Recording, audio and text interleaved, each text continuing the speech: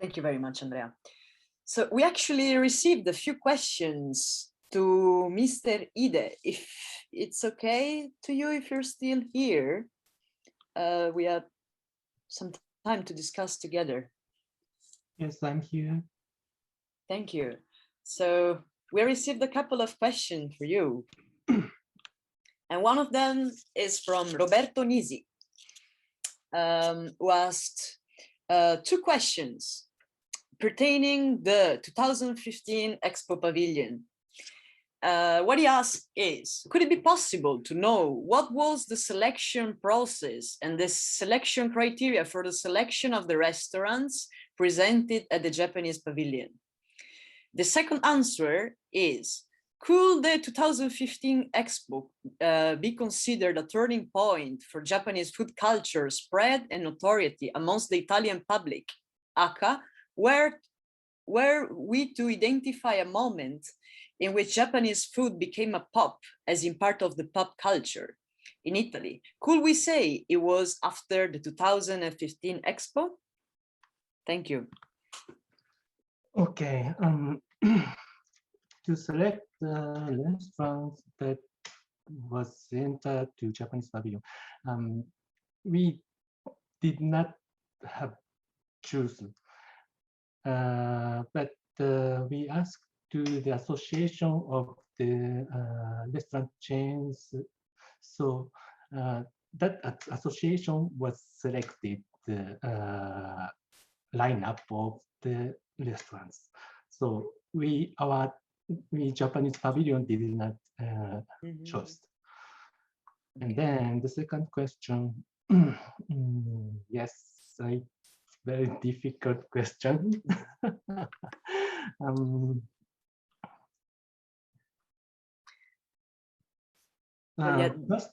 First of all, Italian people love Italian foods, and it's very difficult to receive the foods outside. This was the situation of 10 years ago. And after the expo, there was many type of restaurants, and Milan and Italian people have accustomed to them. So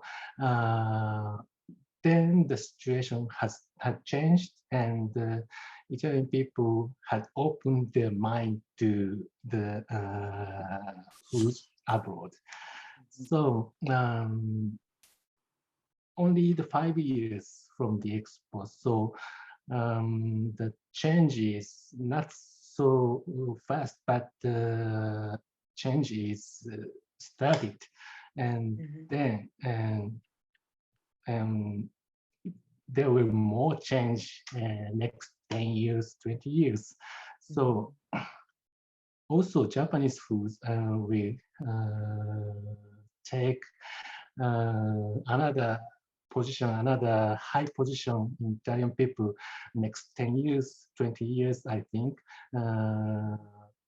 because before the pandemic, the Italian people that visit to Japan was increasing. So if they have tasted the new things in Japan, they want to take it also in Italy. This is natural sensation, so maybe it takes the time, but it will be changed, I think. Thank you. Thank you very much. Yeah, Mrs. Natalia before explained us the typical profile of Japanese consumers. And on the other side, Italian consumers are known to be very traditionalist, and they are never going to replace their mama meal with anything. Okay, I'm joking, of course, I'm very ironical. I wanted to know, like, how do you differentiate Italian consumers and how Japanese food is targeted to different kind of consumers' behaviors from the Italian side?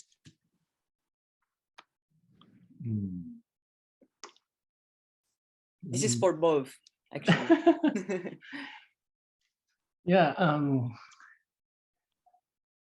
maybe the pizza in the United States is not the same thing of Italian pizza italiana.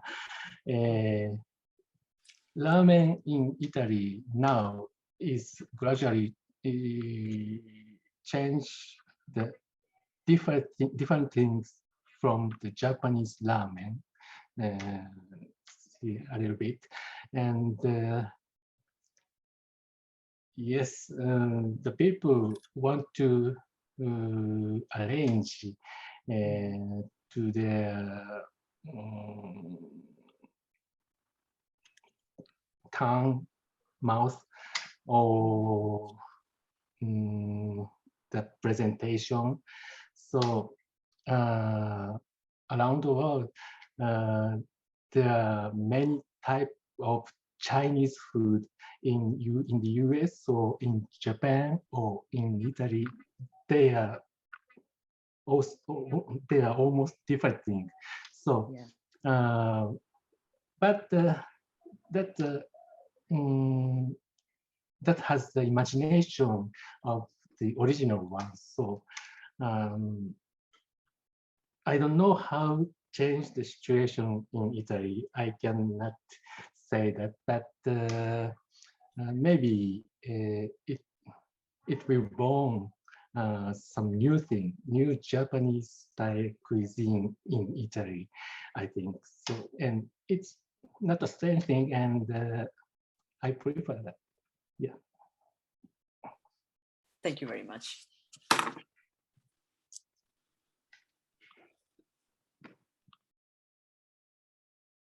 Okay, so if there's not any other question, we'd like to start our talk session. You can eventually just send me privately the questions you have, or just write them down in the chat. Thank you for your attention. So yes, we will start with the next section. Good morning, everyone, and good evening for the ones who are following us from Japan. I am Stefania Cantele, and with Giorgia Serpani, we are going to hold this 15-minute session. So first of all, we would like to thank Yuko Yoshimura, Deputy Consul General of Japan in Milan, and Francesca Prato from the Consulate General of Japan for the kind and constant support to all our activity of organization of this interesting symposium. And we would like also to thank Nanako Yamamori for her relevant support to the coordination of this symposium. Thank you a lot. And we will move now into a brief moment of discussion on the topics presented during the event. So first of all, we would like to introduce the concept that brought us into the idea of the Venice Japan Food Plus Symposium. So this symposium is aimed to explore different perspectives on food in the particular context of cultural economic relations between Japan and Italy.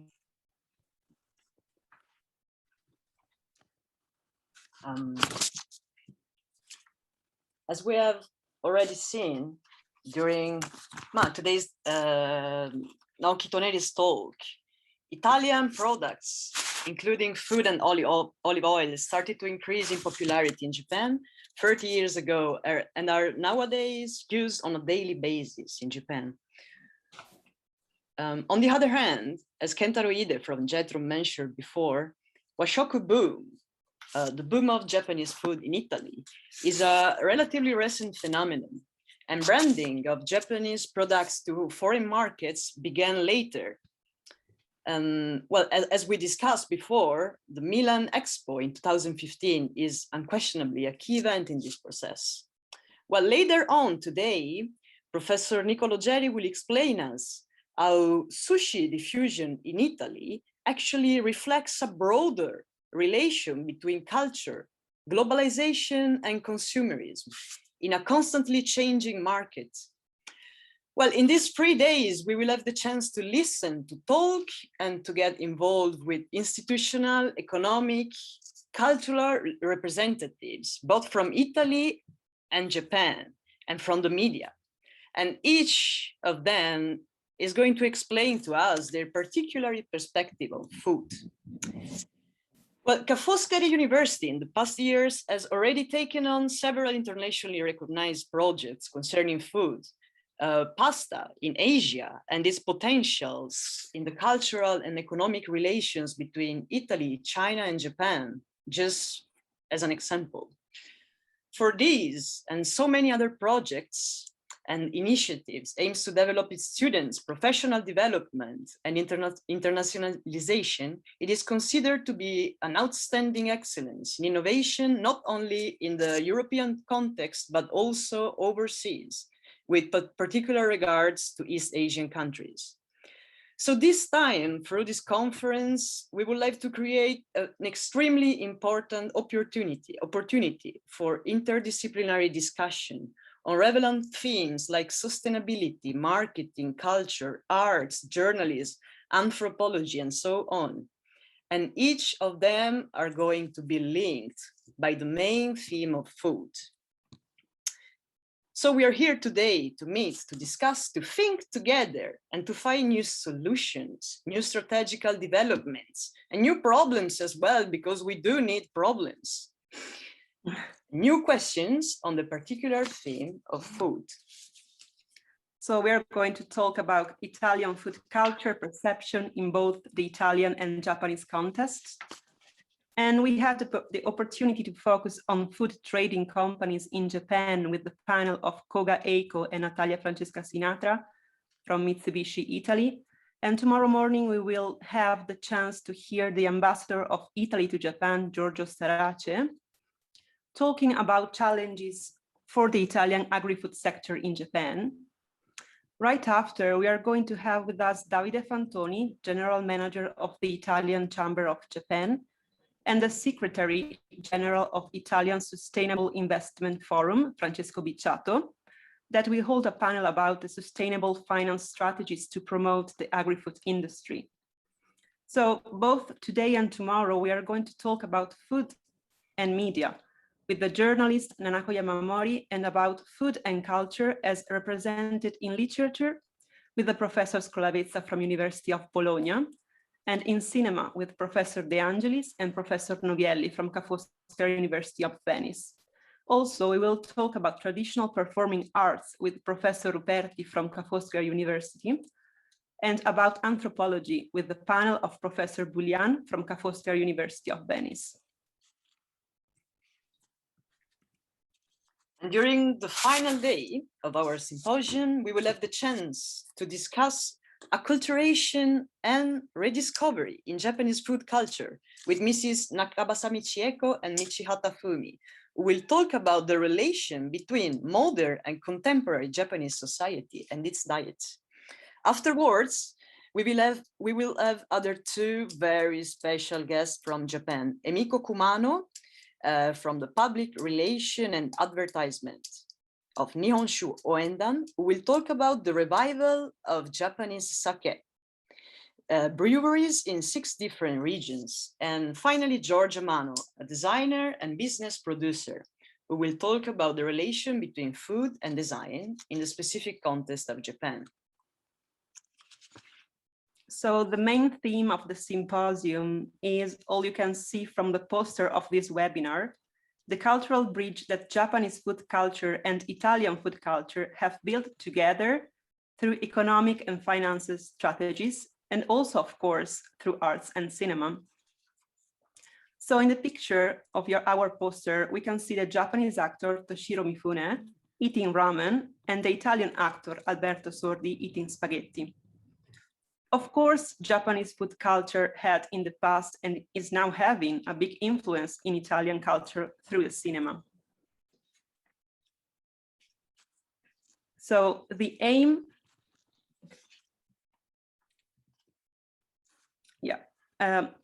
in the last few years, we have seen Japanese TV series and documentary on demand quickly growing in popularity. For example, Washoku Beyond Sushi or Midnight Dinner or Samurai Gourmet. So we unconsciously get into Japanese culinary culture even during our childhood watching anime on television. So during the 90s, for example, it was very easy coming across Japanese food in anime. That of course was at first sight considered unknown food for all of us, but then over time became sort of common. We can see an example of that in ramen in Ponyo, or onigiri in Pokemon, dorayaki in Doraemon, and bento box in Sailor Moon. On the other side, we can find that Italian culinary culture influenced manga and anime in Japan, as we can see in Cooking Papa with pizza. So nowadays, Japanese food culture is spreading all over the world, becoming popular in Italy, not only because of sushi, but also because of ramen, onigiri, tonkatsu, curry rice, tea ceremonies, workshops, and so on. So moreover, it's easier to bump into Japanese food culture because of the extreme popularity of it through social media. Instagram is currently on the top list of social media used in Japan and if we search, for example, the hashtag sushi in Instagram, it appears in more than 29 million of feeds as picture and video.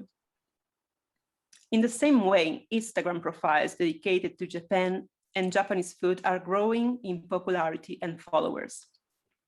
So similarly, Italian food culture is becoming more and more popular in Japan, as we can see from the increasing interest in products such as wine, olive oil, pasta, pizza, cheese, coffee, panettone as well.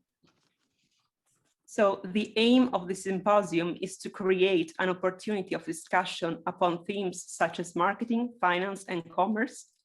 But at the same time, it's a great chance to get an overview upon the mutual influence of Japanese and Italian food culture through arts, cinema, anthropology, and design.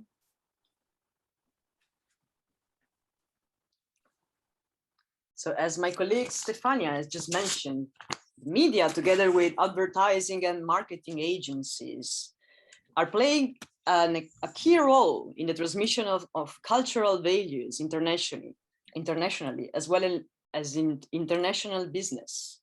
So just to mention another side, another perspective from which thinking to food, we can mention its relation to soft power. Food in this context is one of the most influent cultural products to be object of exchange between countries, and its diffusion has to be considered as a cultural as part of a cultural strategy aimed to increment the soft power of a specific country. The term gastrodiplomacy has first been used by William Ward, and it's a way of challenging the previous understandings on globalization as an homogenizing force. Furthermore, food plus marketing. In regards to marketing and transmission of values, tomorrow, Mr. Davide Fantoni, the general manager of Italian Chamber of Commerce in Japan, will give us some extremely significant insights on the importance of marketing for Italian food and beverage business in Japan, and explain what the particularities of Japanese consumer behavior toward Italian food are like.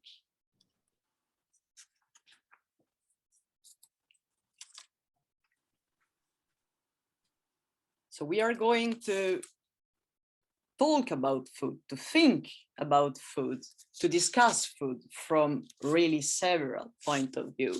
And I'm going to leave you today with this question, explaining the main significance of these old symposiums. What kind of souvenirs do you bring home when you come back from Japan, or when you go to Japan from Italy? Thank you.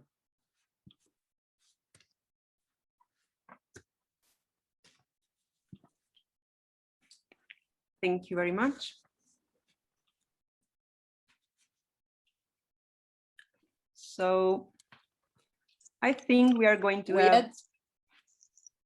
Sorry. We had a question. There are a lot of unique beers in Italy, like the Italian ale, and the same is for Japan, with beer brew in Exake Brewery, like the Itachi no Nest beer. So we have a question about import of beer.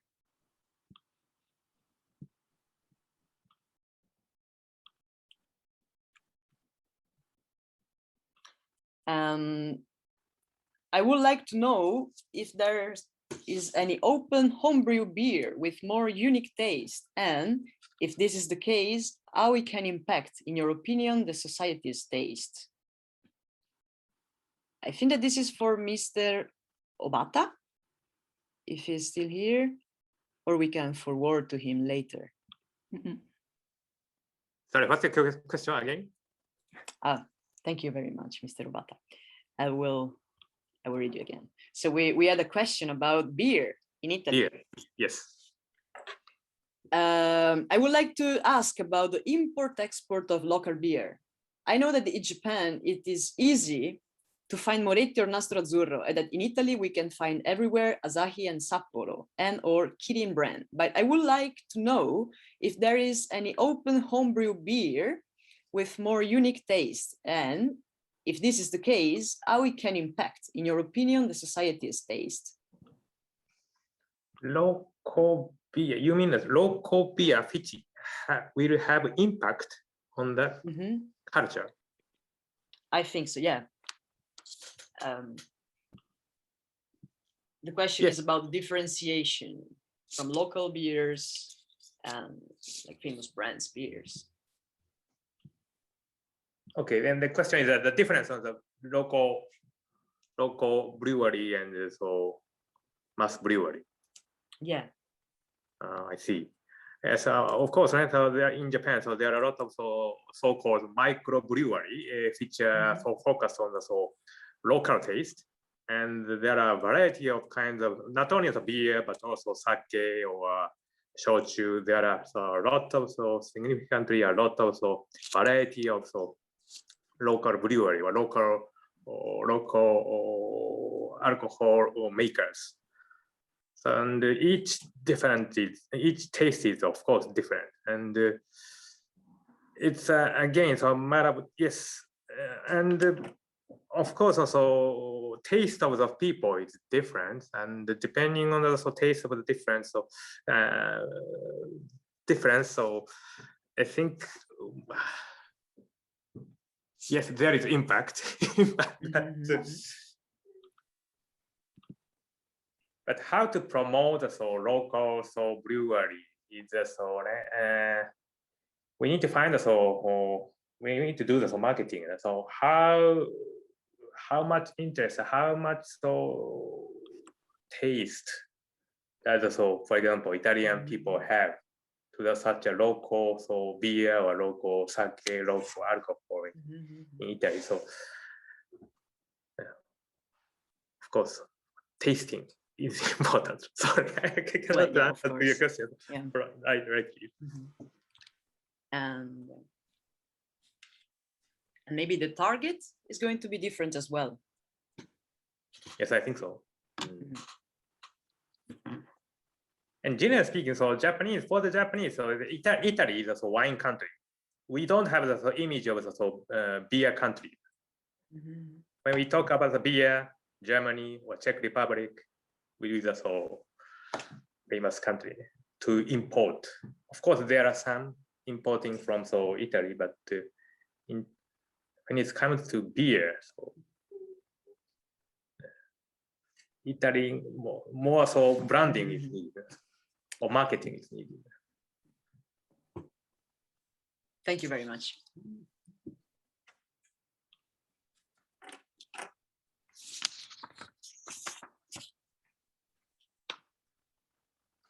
Are there more questions? I don't think so. Actually, if I may, I'm sorry, Roberto Canisi here. If I may again ask a follow-up to Mr. Robata about what was just being discussed. Just brief recess.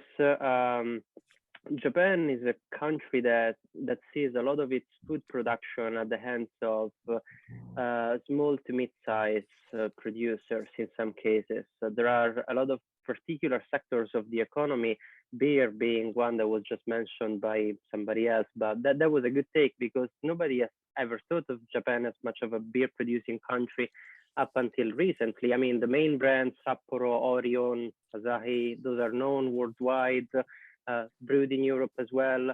But there are a lot of local breweries, a lot of local food producers that are just brewing around Japan. And this has been a constant of Japan 21st century outlook ever since it sort of started recovering from the explosion of the bubble, when the creative industry and small and mid-size, basically new economy of Japan sort of sprued around instead of big, large conglomerates of before, such as the esteemed colleagues that were talking about mediating food before. So my question to Mr. Robata would be, to this extent, it feels like there is a huge untapped potential to Japanese exports lying in the country. A huge potential that sees a lot of local producers of different foods, be it apple from Aomori or beer from Kansai, that could find a good niche of consumers and aficionados abroad. And in some cases, this kind of foods, this kind of produce or products or beverages can be found abroad, but they can be found through small and independent import and export activities. There is similar import-export entrepreneurs are based in Italy, and there's like a sake company in Rome that sort of manages most of the sake that's streamlined throughout central Italy. And they are not, however, in a direct channel of communication and a direct link with the Japanese institutions. So I'm just wondering, how is the Japanese current foreign policy outlook to this extent? If has there been any discussion of tapping this potential, or there isn't? Yeah, more or less, if you could articulate on this. Thank you very much. Thank you very much for your intervention. I think we do not have any more time for other questions. So we are going to have now an hour lunch break. And this afternoon, the main theme will be media and food. We will hear the presentations of two food writers, Stefania Vitti and Niccolò Geri, followed with Roberta Novielli, professor and expert of Japanese cinema. So we will meet you again at 2:15, 10:15 p.m. for Japanese time zone. And please remember to turn off your webcam and microphone. Thank you again for today, and see you later.